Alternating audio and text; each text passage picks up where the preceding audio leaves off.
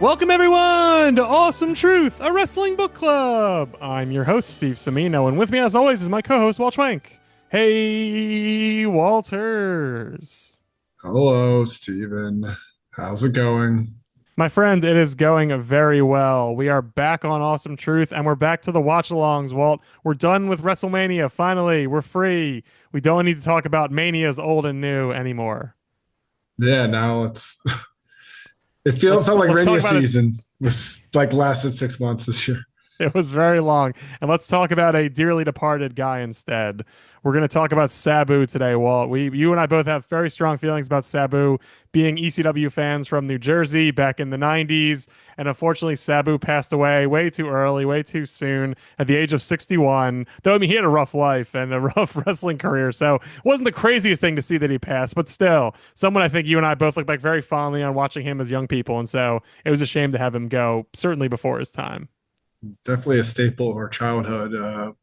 The reason, I mean, he's easily one of the reasons why I got into ECW in the first place was just watching this guy do the craziest shit. And it's like, this is wrestling. This is also wrestling. Yeah, you're Telling, allowed to do this. Like, and this guy wants to do this, like chooses to participate in this. This is insane. yeah, the triple jump moonsault was like the coolest move I've ever seen back when I was 13. And I mean, we'll talk about this obviously as we watch the match, but the mystique of him was terrific. He was just, barely talked, just was a psycho in the ring and just really a true ECW legend. I think at this point, like maybe a little underrated in the sense that there's, some guys like RVD and Taz certainly who still has a career. Like I'd say there's a lot of those guys who have gone on to longer careers, more story careers, and are thought of as more like the ECW guys. But I mean, in the 90s, Sabu is top two or three, I think for sure.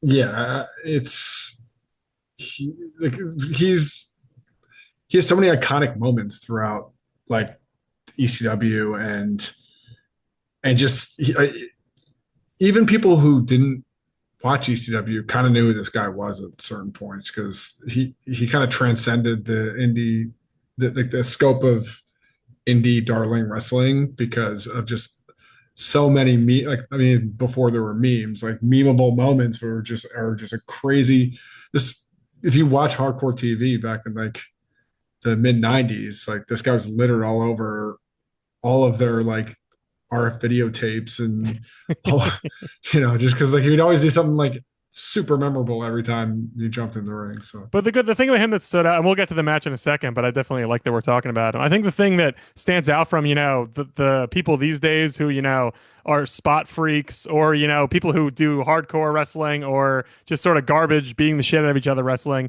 is Sabu was a real character with real storylines, like he was deranged and the things he did in the ring were crazy, but there was a method to it to a certain extent. It wasn't just shock for shock value. Like it was part of the story a lot of time. Like it would build to the point where he would do something crazy because he was a crazy guy. And that was the scary thing about getting in the ring with him for other wrestlers is this guy's what's this guy going to do? You have no idea. It could be anything.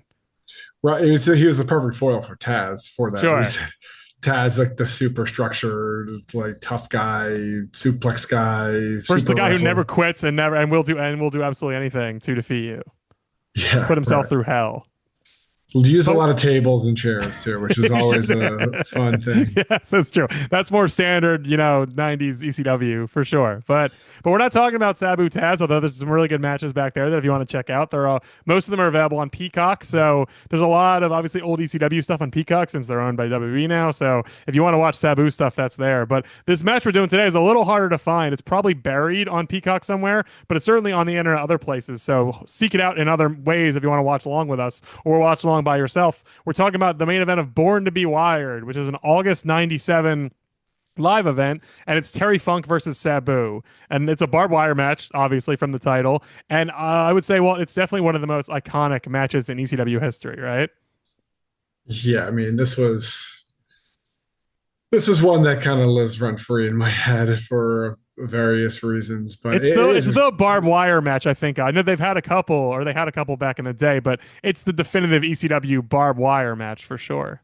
yeah, with two legends of Yeah, ECW legends and too. insane people. Two crazy people, comma legends. All right, well, you ready to get started, Walt? And we'll talk while we watch. Yeah, let's do it. Okay, it's like I said, it's on the internet, so hunt it down. It's Sabu Terry Funk at Born to Be Wired. 3, 2, 1, wrestling. It is now time for our main event. Okay, there's Sabu. There's the ropes that are not the best thing about these Yeah. matches is there's not ropes with barbed wire around them. There's just barbed wire, which Yeah. is such a ridiculous idea. I don't know if they were the first ones to do that. Maybe Japan did that. I honestly, or maybe other crazy promotions, but I certainly think of ECW when I think of removing the ropes entirely and Yeah. putting painful barbed wire up. I I have zero recollection of the lead up to this other than the fact that we're, Is it for the belt? this is a championship match. So Funk is the champion at this point? Funk is the champion. Okay, so it's not just them being, psychos going toe to toe. Sabu is getting a title shot. Yes. Okay. Which didn't happen very often back then. No, I was going to say he wasn't the kind of character who necessarily would pursue the title, Like, I think Heyman smartly kept him away from that because that was like for the Shane Douglases and obviously Funk too and like other guys. But like, I think that was for typically more normal characters with more generic wrestling, intentions and motivations. Yeah, Like he's, they want to be the best wrestler. I don't think Sabu necessarily wanted to be classified as the number one wrestler as a character. no, he was also like for a long time a guy, quote unquote, who didn't need the title. Mm-hmm. But then he turned heel like a few months before this, and then it's like, wait, why don't we ever consider this guy for a title? I was going to ask a question, but I'll wait and see how this match goes because I haven't seen this match in 27 years probably. So I really have very little idea what's going to happen. Honestly, neither have I. But I'm sure I can almost guarantee you all that you and I watched it at your house on a VHS with your brother and maybe some other friends. And we're probably like, what the fuck is that? I'm going to correct you there. I believe the devious Kevin Morgone had this particular VHS tape. Oh, so he could have brought it over though, right? That's possible. Oh yeah, I don't know the literal Okay, setting. but you guys didn't own Born to Be Wired. I didn't. I sadly was not a owner of this, but have definitely watched it on VHS. You're right. That's a great point. I haven't really thought about it forever. Which ECW VHSs did I own? I need to really rack my memory to figure that out. Ooh, I like that because if you're watching along, Funk threw Sabu at the ropes, and Sabu did a little like cartoon style stop of himself, which is Right. a fun gimmick for the start of this. Is you can't go into the ropes, which really changes the whole way a wrestling match works. Yeah, The ropes are incredibly important. Oh, totally. It really just makes the ring like half the size if you can't bounce against the rope. Yeah, You know? and it adds some great early tension, and I'm sure it's really tough for certain guys. Maybe not these two, but Bob was probably not Funk given his decades of status. But if you're trained to use the ropes for years, it must be weird to just have them taken away from you. Right. Yeah. I mean, it just defies all like years and years of wrestling training. Yeah, it must be wild. Terry Funk, how old do you think Terry Funk is in this match? If he's not 52, then I don't. Okay, so let's see. So Terry Funk was born in 44, and this was 97, so he's 53. Good job. Okay. Great guess. I'm a good guesser. 53, which honestly in 2025 is really not that old for a pro wrestler. Like, there's guys, you can go out there at 50, maybe not with Terry Funk's miles on you, but there are guys who go out there and have matches. Maybe not these kind of matches, but it's not the craziest thing.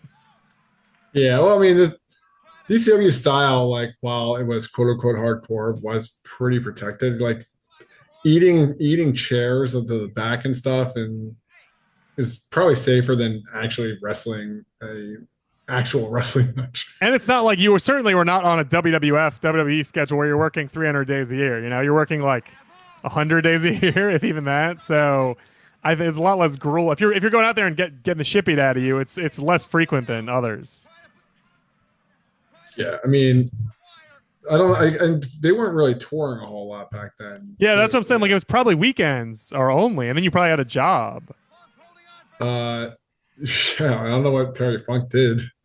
This is just as a reminder, Joey Styles is on the Wikipedia page. Joey Styles is quoted reminding people that this is real barbed wire. So there must have been Sabu into the wire. There must have been times that they had gimmicks barbed wire. Maybe like it was like a NWA thing or whatever back in or Jim Crockett or whoever in the old days. But there's nothing gimmicks about this, which I mean not. If you watch the match, you can tell pretty easily that it's not fake. But Yeah. just as a note from Joey Styles, nothing about this is fake. So Yeah. And you'll learn very quickly how yeah, not fake this is. because it's not like what I think about now, or what they could have done, or what some promotions would have done, is like how WWE does like an Inferno match now, Yeah. where it's like the ropes are fire, but like there's one spot involving fire, and usually Kane is wearing like a big oven mitt, and he gets his arm and he goes and it's like you have a giant thing on your hand, Kane. Like, Yeah. not that it's not scary to be on fire, but this is not that. Oh, here we go. First, Oh, is that the most first, iconic visual, you think? no, there's a far Okay. crazier one later. That's the first time Sabu takes it to the back, though. At least I Yeah. remember that. Which just I really can't. I mean, this guy has scars all over his body, and even I'm like, this is insane. Yeah, this is Like, just the because if you're looking at the timestamp, there are 19 minutes left to go, and they're already throwing each other on top of the barbed wires.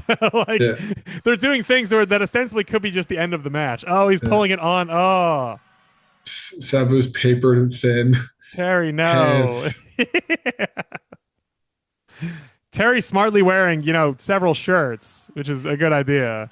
Right. Sabu wearing, like you said, very thin pants that are already ripped and no shirt. shirt. Yeah. And like lightly taped up hands. Oh my God. Yep. Here's another one. Oh, Uh, man, this is just. I think this is the moment where he gets a piece of barbed wire stuck in his bicep. You can see him like pointing his Oh, arm. jeez. He's holding his arm out like something's up. Yeah. Oh my gosh. And again, there's 17 minutes left to go. These guys are nuts for 1,300 people. I mean, we're watching it 30 years later almost. So I mean, it stands the test of time to a certain extent. But they're doing it for 1,000 psychos, fellow psychos in Philadelphia. So for probably $1,000 or something like that. Yeah. So. What do you think the gate is for this? We can ask. We know people who went to, if not this show, others. I'm very curious what you were paying in '97 to go to the arena. Maybe $20. Yeah. I mean, it's GA, right? And so And it's like not when they're not, I'm sure I hope they said we're selling beer for everybody's sake to make a little money. I mean, they definitely sell beer. Oh, I hope so. Funker. So Funk won the belt here. This is you reminded me of this earlier. This is after Barely Legal, right? Yep. So this is Funk won the belt at Barely Legal. Is that right? correct. After the three-way Yeah. with Sandman and Stevie Richards, and He then he did his own. Raven. He did his own version of Hogan at Mania 9. Uh, that's quite the comparison. Isn't it? Doesn't he come? There's no schedule. Was there a scheduled match for Funk on like versus the champion? No. The whole stipulation was it was going to be the triple threat, Okay. and the winner of the triple threat would face the champion. The problem, though, is what they didn't say was the triple threat for the number one to face for the right to face Raven was happening right before the title match. So That's what it was. Okay, sorry. Okay, that's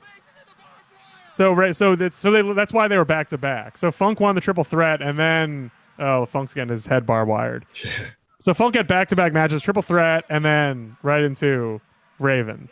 Which is kind of insane because if you just have a triple threat match, Yeah. how fresh you're going to be for your world title match. Yeah, I imagine that Raven match was not the best of his career. It was pretty quick from what I It was just a remember. coronation of Funk, basically. Oh, he's stabbing him with, Yeah. oh, Jesus. Yeah. He's barbed wire in Terry Funk's head. Terry Funk is bleeding real bad already. Oh, my God, he's bleeding really bad.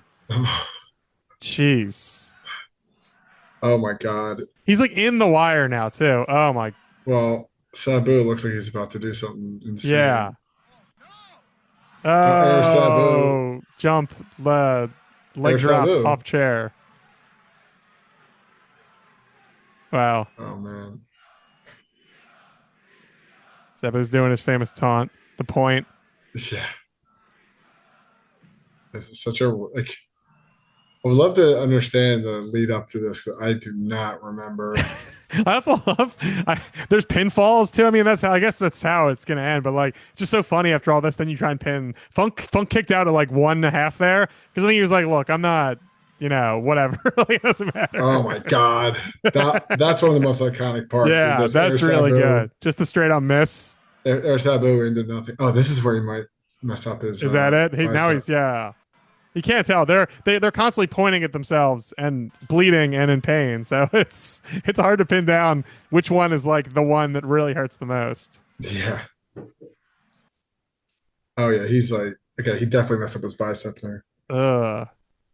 And everyone is standing and everyone is like except but this is the rhythms of this are so strange for a wrestling match too, you know? Yeah. It's just barbaric. Yeah, that's Oh jeez. we zoomed in there for I a second on his arm. It does not look good. I can't believe they gave this away. I don't want to say for free, but why Yeah, wasn't Kev bought the VHS. So there you go. We gave why him wasn't this on 25 pay per bucks. view? Cause probably too violent. Oh, just kicking out probably hurt there too because he kicked his legs against the barbed wire. Yeah. Oh my God. At this point, I mean, I don't know if it even matters, but No. Um. So I this let's look here's let's look at the rest of this card, Walt. It's a right. horrible card. So the opening match is Little Guido versus Pablo Marquez. I don't know who Pablo Marquez is. Then we also had Spicoli versus Whipwreck. We had Bam Bam versus Spike, which is actually when Spike beat Bam Bam and became the Giant Killer. Do you remember that? I don't remember that. Yeah, I well, that was remember. Spike's.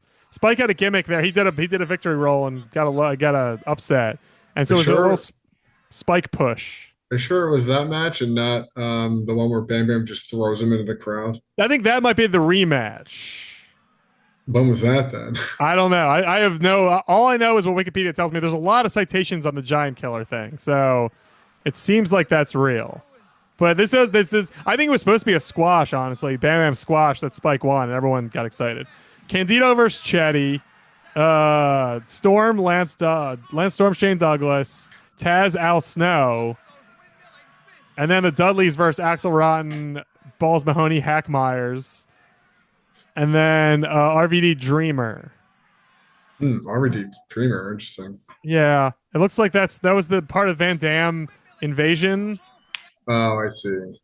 But Oh, this is before Jerry Lawler. I think so. Yes. Okay, interesting. Oh, that wasn't tied to Barely Legal. No, It was after Barely Legal. I believe so. Okay. Well, I trust your encyclopedic knowledge of late '90s wrestling is unmatched. So Yeah, Lawler, I think pops in after Barelegal, and then but I don't think he came during or Born to Be Wild. I don't remember. yeah, He I mean, comes during the summer, and it becomes a summer program. interesting. Well, this was in August, so but it does not mention Jerry Lawler in this. So Hmm.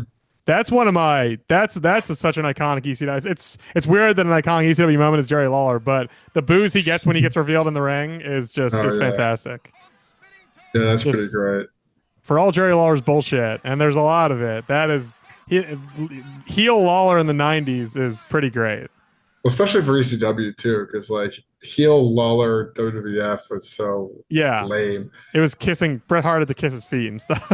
but him just Singapore caning Tommy Dreamer's balls. Yeah. Oh. The best part too is the barbed wire ropes obviously are not. They just sort of dangle there. So like they're using them. They're doing like moves on them, and then they just sort of weirdly lay on top of it, and it has no give, and like or it has too Yeah. much give, and it just looks so weird and not good.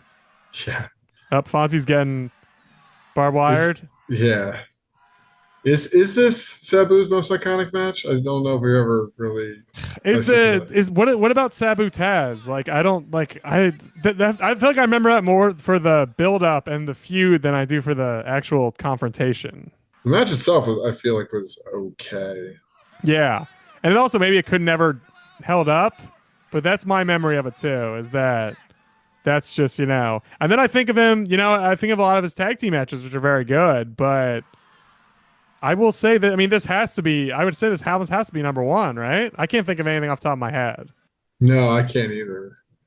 I also can't think of another Sabu like title match either. Yeah, I'm curious. I was gonna say I don't remember who had if Sabu so Sabu never had the belt, right? Oh, Uh, or maybe, perhaps never perhaps. mind. Perhaps we'll wait and see. Hmm. I'm not looking any further into this, so but Paul Heyman said after this that he will never book another barbed wire match because of how violent this one was. I believe that. Yeah. So again, I think it's such a it's such a gross thing. Like it's good to watch it here because it does sum up Sabu so well and like Yeah, the stuff he was willing to do, but it is disgusting and there is nothing wrestlingy about it, you know? yeah. This this is a really. I mean, I don't want to say it's a well paced, but it's just like this isn't a wrestling match because, in a sense that like, but it's so memorable. It's like this match was 25 minutes and offers like five visually interesting and ridiculous and iconic ECW like visuals. Yep. And it's just like I don't know. I mean, I remember this more than most other good like quote unquote good ECW matches. It's really it's grueling, you know? It's like grueling what they're putting themselves through. And like you said, the fact that it's so long, it's just not how anyone else would have done it. Like there's no way they would have had a 25-minute barbed wire match. Like what an outrageous concept, you know? It's so Yeah, painful. Like I feel like you'd spend way more time avoiding the barbed wire in the beginning, and then you'd have a few quick barbed wire spots, and you'd call it because it just hurts too much. Like why would they keep doing it? Like why would they subject themselves to more barbed wire spots than they have to? yeah, But instead, like you said, this one you get to the barbed wire in 5 minutes. And then they just beat the shit out of each other with barbed wire for 20 more. And you're just like, yeah, stop it. You two need to stop. Like someone needs to go out there and tell you to stop. But like that's what they're going for, you know. That's not as nuts as they are. That's the whole point of what they're trying to accomplish. Oh, yeah. here's RVD. Does Van Dam take a barbed wire spot? I don't remember. There's a lot of this I don't remember. And where was Tommy Dreamer for this? Unless he was taken out by someone in their match. Yeah, perhaps. Maybe that's why it was the match before, so perhaps that was the story on this night. Fonzie's just destroyed. I don't know. I don't. Is '98 a good year, or is '97 sort of like the peak and it's all downhill? Yeah, 98, I'm sure, had its moments for what I remember. I mean, 97 was like their apex, right? They finally got pay per view. Yeah, they still had a Uh, great roster of like all the originals, and Al Snow came in, and like they had a lot going on. I mean, 90 to me, 96 is probably the apex creatively and in ring, but because they had like Jericho at one point. They had, And the Eliminators were great. Like I loved yeah, the Eliminators when I was a kid. I still like them now, but like I just thought they were such a good tag team. yeah, but 97 is when they started to lose people. And then, um, the pay per view was good, but not incredible. Yeah. And some of these like 96, uh, November 96 is like so good. Oh God. Ooh, wow. Sabu just leg dropped Terry Funk covered in barbed wire through a table. Yep. Bill Alfonso was holding his hands up like he did something. Bill Alfonso is a great manager. Oh, there's the aforementioned Tommy Dreamer, Wow. Yeah. Where the hell was he? who I met at a show in LA once. Bar wrestling, right? Yeah, bar wrestling. That's right. Hmm. He was there. This feels like bar wrestling. Yeah, it's not that much. The show I went to, pretty much the exact same thing. He just carried RVD out. That's it. Wow. That was funny though. I like the visual of him just picking him up and walking away slowly. Oh my God. Yeah, that didn't really do much. It didn't really add much to the match, huh? Yeah. Funk is absolutely covered in barbed wire at this point. Oh my God. He's just wrapped in It's barbed just wire. all over his back. Oh, that looks so bad. Like every movement. I wonder though, like how painful it is. I mean, that sounds like a stupid thing to say, but I truly am wondering. Like, once it's in, is it like every movement is just like that much worse? Fortunately, I don't think you or I will ever have to find out, so that's good. No, no. But I do understand what you're saying, though. I think where it's like it hurts to get stabbed with it a bunch, but like then it dulls a little bit, Yeah. and it's just like okay, now it just looks now the Oh visual is my more God. striking than This is the what I remember. yes. There we go. This is pretty good because this is the ultimate stupid Sabu thing too, right? He just puts it on his butt, Yeah. or he puts himself he gets it all over himself. Sabu just covered his butt and his front with barbed wire, with like a hula hoop of barbed wire, Oh my and God. jumped on Terry Funk. That probably hurt a lot. God. Yeah, I don't know.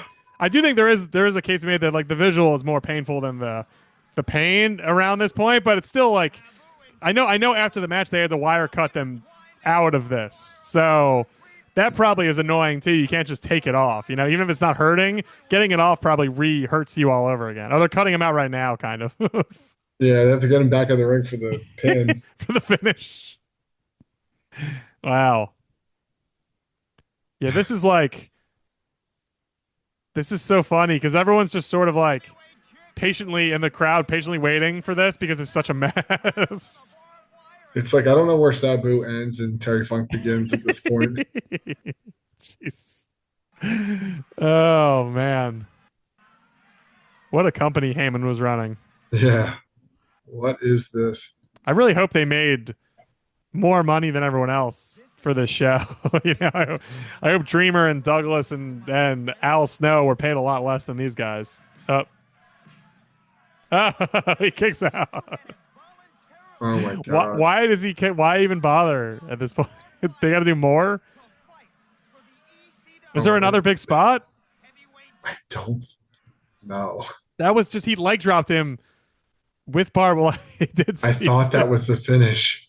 It should be. They're so wrapped up. They can barely, like you said, they can barely move or detach each other from each other. Yeah. Is he just gonna cover him again? So the finish is Sabu pins him, Funk kicks out, possibly not remembering what to do. Then Sabu just covers him again, and Funk takes the. And new There we ECW go. champion. Yeah. So this is Sabu's one title reign, maybe. I don't Let's see remember what one Wikipedia before. said. I don't remember one Now I can look since. it up and see how many titles he had because it'll probably tell me somewhere. Two-time ECW champion. When does he win it before? Unclear. Or since? I don't know if I'll be able to find that in time. At some point. Okay. Yeah. I did not know that. He lost the title at Hardcore Heaven to Shane Douglas in a three-way.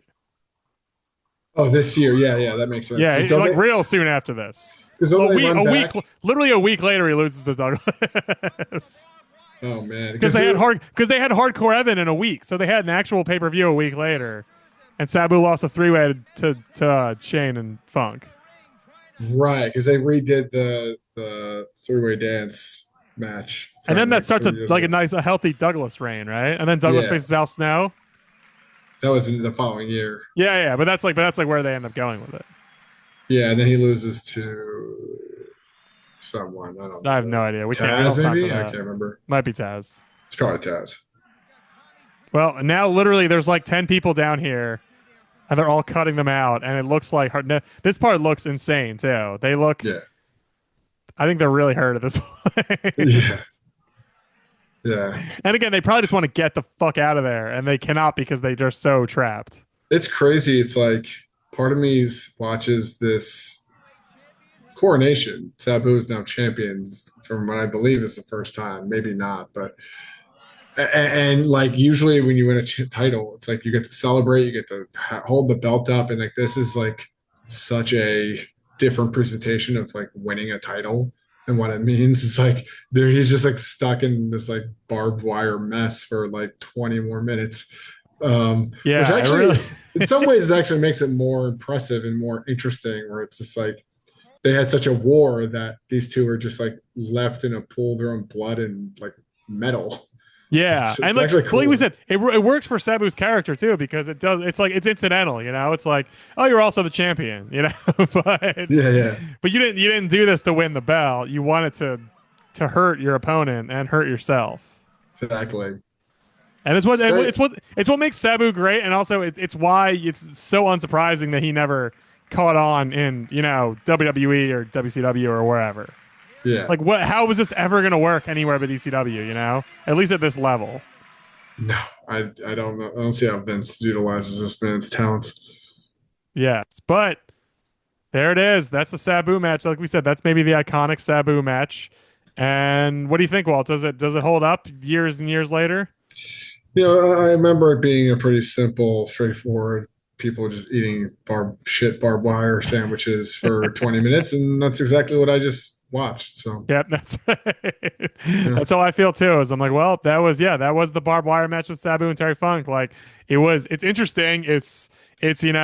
I'm not surprised that was really. I mean, I don't think was there ever another like high profile barbed wire match in North America that I'm like maybe some other company like ROH might have done it, but ROH didn't even do stuff like that, right? They did like wrestling. yeah. The only Was there thing never another one like this? There might not have been. only thing that comes to mind is the Moxley Omega exploding barbed Oh, wire death match, but that's not quite the same. and that was a disaster too, right? Yeah, it's So terrible. Yeah. there's nothing I can see off the top of my head. Someone please correct us if we're wrong. But if it feels like if it was the last one, I understand why they did that because it's not going to be topped, and it's not really a functional thing that you should do with wrestlers of any sort of professional consequence. Like if these guys are trying to have careers, it's not the best way to do it. I'm amazed in classic ECW fashion. The fact that they had another match a week later makes perfect sense, but is outrageous. Yeah, this was a time and a place. Yeah, sure was.